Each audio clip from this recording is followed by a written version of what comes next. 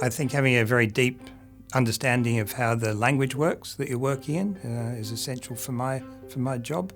Obviously, attention to detail is important. You're scanning large amounts of print, trying to find any discrepancies in there. I guess we work by ourselves a lot, at distance. I've never physically met my employers or my clients or other clients. So it's important to be able to control your own workload as well. And at the same time, be open to what the client wants. There are a lot of different requirements for different jobs. Well, I guess the main thing you're convincing your employer about is your familiarity with the materials that are going to be used. So that involves making sure that that the employer can trust that your knowledge of the language is sufficient.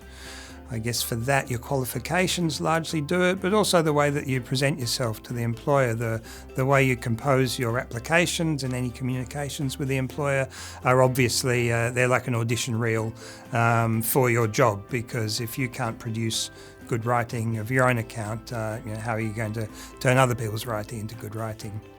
So, as a pathway, especially if you're taking on an appointment at a company, then there'll be a fairly straightforward pathway from copy editor to senior editor to managing editor. And at managing editor level, then you're commissioning papers.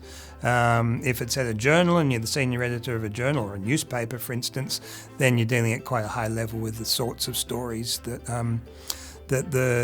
your journalists and your academics are producing. So it's quite a long pathway, in fact. Yeah. You have to enjoy reading, and you have to be okay reading difficult prose and then fixing it up. That's a skill which I didn't quite cotton on to at first, and